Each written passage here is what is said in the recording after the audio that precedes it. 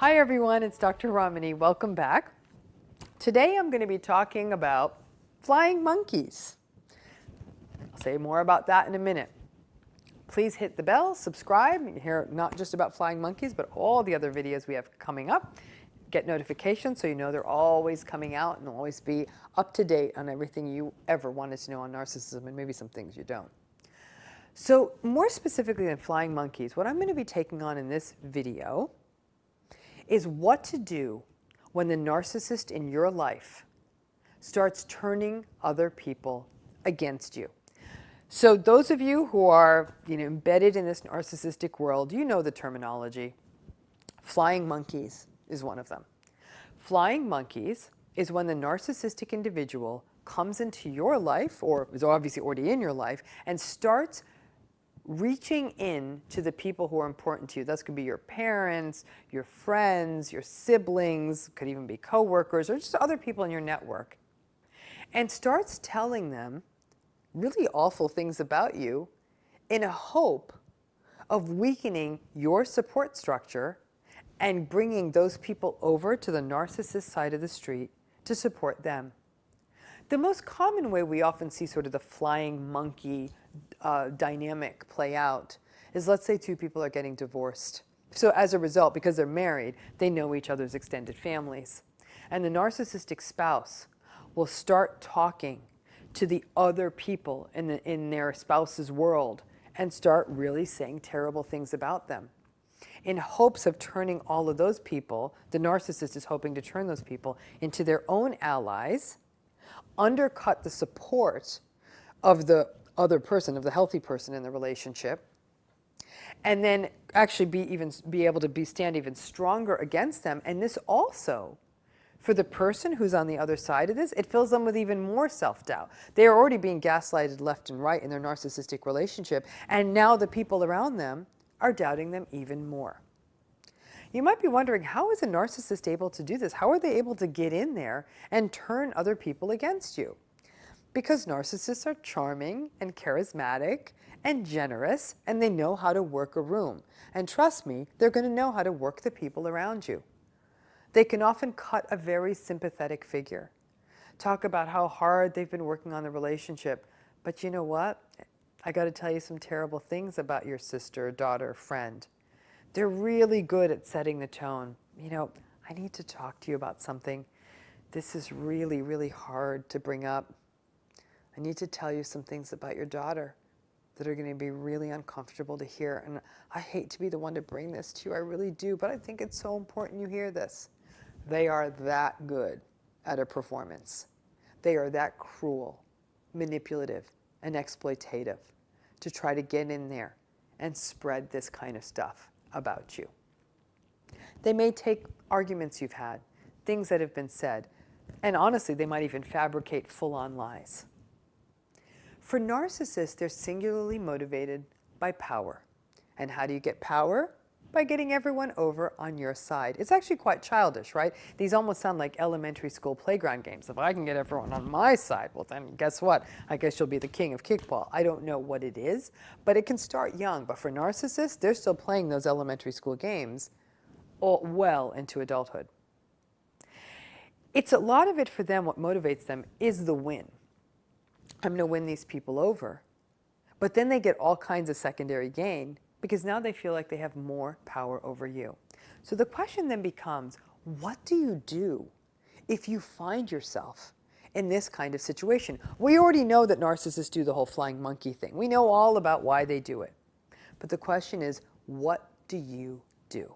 The first thing you've got to do is allow yourself to process the emotions involved. When people see that the narcissist in their life is turning other people against them, the people that were once close to them, by telling them terrible things about them, there's a lot of grief and there's a lot of hurt. You feel like you can't believe you're losing people around you. All of a sudden, people aren't taking your calls. They're not getting back to you. They're canceling things they were going to do. They start canceling events or other things they were going to do with you. There's one tale that I had been told of someone. This is a particular case of somebody who had a very narcissistic brother. and the brother just needed to be the most beloved person in the family. However, the non-narcissistic brother was actually a very kind soul. So the narcissistic brother basically started a smear campaign, and anybody he could get to sit down long enough started spreading horrific rumors and saying terrible things about the kind brother who didn't live close enough to have regular contact with these people. So the next time he showed up at some family event, he was actually very surprised at how cold and indifferent everyone was to him at that event. He couldn't make sense of it. And he started racking his brains, as many of us would, saying, what did I do? What did I say to these people? Why am I so mad? Did I forget something? Did someone die and I didn't pay condolences? Like, he was really confused. Several months down the road, someone in that social network was finally kind enough to say, hey, I just want to take you aside and let you know that your brother has been telling everybody X, Y, and Z. The kind brother was absolutely shocked at this. He's like, what? Now it makes more sense. When I talked to the various people in this story, what was very telling to me was, number one, it was actually really sad to me how easily these people around this person could be manipulated. How easily that this narcissist was able to go in there and almost trick them. There were a lot of reasons. These were all, complex family ties and everything. But the kind brother in the story was particularly devastated and didn't know what to do. He went through a period of grief and hurt because this was once a robust network that he'd pretty much grown up in. And now these people were literally turning their backs on him. Some of you may have gone through experiences like this person has. Now I'm going to come back to a story because some of it has to do with what do you do in your own situation. Some of this can really do real damage to you. It can do damage to you in your workplace, damage in your community, damage amongst other family members. Like, it can hurt you. It is amazing how narcissists don't think through the ramifications of their actions. Why would they? They don't have any empathy. But this can do real damage to people in these particular circumstances. So when I talked to this man, the kind brother versus the cruel brother, I said to him, do these people matter to you? And he said, yeah, they kind of do. And I said, then start reaching back in. Start talking to them. Don't go in and defend yourself. And don't go in and explain it all. And the last thing you want to do is go in there and say, my brother's a narcissist, da-da-da-da-da. But just go back in there and be you, because they always liked you. It was your brother's words that turned them. And he did. And what was interesting is as he talked to them and reached back in and they realized he was a lovely man, they thought, okay, and they kind of went back to a relationship and they looked at him a little confused. And he basically was able to say, you know what? I think that there's been stuff going on in our family. I'm sorry if you were told things. Unfortunately, there's some conversations that are probably inappropriate happening. I'm so sorry that you were exposed to that. And these people then slowly but surely had to start building an opinion of this person again. But the people who were always able to see him as a good person came around pretty quickly. What was more devastating for this particular person is the people who didn't come around. And there were several of them. They bought hook, line, and sinker what that horrible narcissistic brother had told them. When the kind brother came and talked to me about it, I said, you know what? If they were that easy to lose, were they really worth keeping in the first place? I know that sounds easy to say because these were real losses for him. I mean, they're people he had known for decades. But the fact of the matter is, if somebody could be taken from you that easily, listening to one person's stories, it does make you wonder, how good was the connective tissue in that relationship? And more importantly, why didn't these people around you come and talk to you and say, hey, somebody's come up to me. Your husband came and said these terrible things about your sister, came and said these things about your mother. Whoever the narcissist in your life is, if they're going around and saying terrible things about you and doing a hatchet job, if those people cared about you, shouldn't they come talk to you? And the healthiest ones, and those you've had healthier relationships with, most likely will. And say, hey, I just heard something and it was pretty unsettling. Just like happened with that kind brother. The one good, strong person in his network was the one who approached him She's a lovely person, and she was the one who was able to say, this isn't okay. And what was interesting, in subsequent weeks when he was in that group, other people did also come up and say, you know, these things were said and it doesn't seem to add up. The good people in your midst will see what's happening. But for you, it is that sense of having to build yourself up when you didn't do anything wrong, which feels unjust, which feels painful, which feels uncomfortable, and which feels cruel. And there's something really unsettling at watching your relationships be tested. But who knows, maybe in a really deep, twisted, dark, perverse way, that narcissist kind of did you a favor. If they were that able to quickly turn someone's head against you on the basis of their words, you've really got to reflect, what kind of relationship really was this in the first place? The guidance I give to anyone who's had this sort of flying monkey number done on them and are trying to rebuild after that is I tell them, go at it with grace. These people knew who you always were. Listen, people are vulnerable. And narcissists are very good at playing on that vulnerability. They're salespeople. They're charming. They're charismatic. They're able to do it. But if you go forward with grace and sit with these people and say, I was informed that you were told some really awful things about me, and instead of saying, and they're not true, try this instead. Say to that person, I'm so sorry you were told those things, and I'm so sorry you were made to listen to those things. You know me very well. Does that sound consistent with who I am? The person's going to say, no, it doesn't. And say, I don't even want to get into why they would have said those things to you, but please know they're not true, and I'm always here for you to come to talk to when somebody tells you these kinds of things.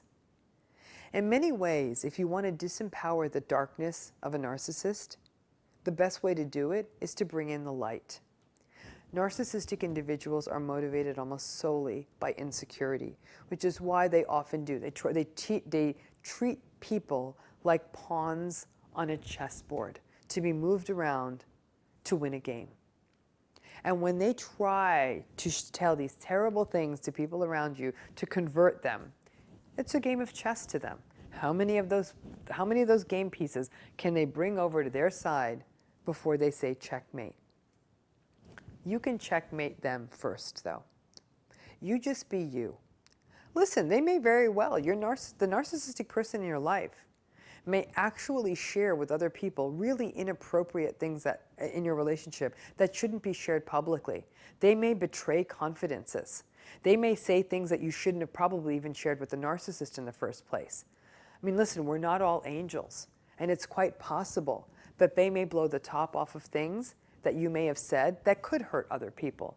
Perhaps you once told your narcissistic partner a family secret, and then that narcissist lets other people know you shared that family secret.